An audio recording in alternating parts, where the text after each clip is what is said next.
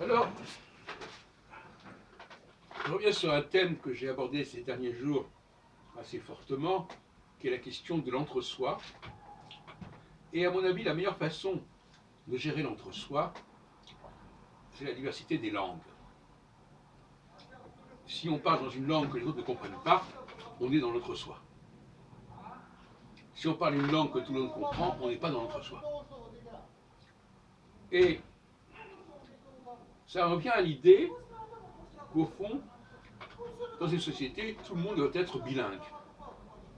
On doit avoir la langue de l'État, en quelque sorte, comme il y a tous ceux qui appartiennent à cet État, qui se situent dans cet espace de l'État, et puis l'autre côté, la langue de la communauté d'appartenance, son jargon, son patois, son dialecte, peu importe, propre à cette communauté.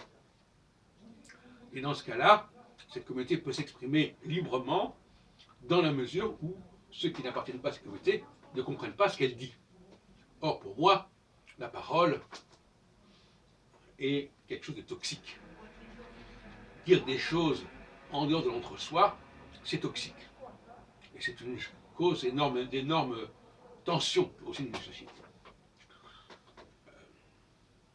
Le seul fait, par exemple, de parler au téléphone dans un espace public, dans un métro, c'est déjà le refus et le non-respect de l'entre-soi.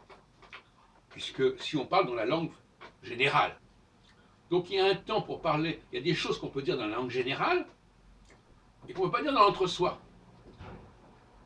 Ou plus exactement, des choses qu'on peut dire dans l'entre-soi et qu'on n'a pas le droit de traduire dans la langue générale. Ou en tout cas, cette traduction doit être faite avec beaucoup de précaution et de mesure.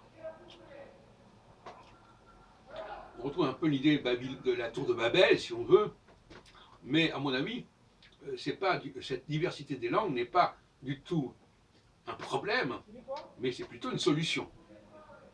Parce qu'effectivement, plus les gens parlent des langues différentes, et moins il y a de raisons de faire connaître des choses qui n'ont pas à être connues par l'autre groupe. On pourrait noter par exemple que les juifs en France ne parlent pas l'hébreu, et qu'ils ne puissent pas communiquer en hébreu. Alors qu'en Israël on le fait, mais en France, on peut voir des gens qui sont tout au plus à la synagogue capables de lire des textes qui ont été vocalisés, enfin, et dont on ne comprend même pas toujours le sens parce que les gens ne connaissent pas l'hébreu, même quand c'est la bar mitzvah. Bon, c'est un scandale qu'il faudrait réparer, évidemment. Quand on nous prépare la bar mitzvah, évidemment, on n'apprend même pas à la langue en question. Moi, je sais ça, puisque c'est ce qui s'était passé quand je préparais ma bar mitzvah avec le rabbin Gourevitch. Et donc, ce bilinguisme est nécessaire. Alors, comment peut-il être aménagé sur notre paire de manches? Il y a effectivement des langues qui sont des langues publiques. C'est-à-dire que le français est une langue publique. Mais qui n'aurait jamais dû supprimer les langues locales. D'ailleurs, en l'occurrence, les Chinois qui sont en France parlent le chinois, par ailleurs. Les Arabes qui sont en France parlent l'arabe, par ailleurs. Et même les Bretons parlent le breton, par ailleurs.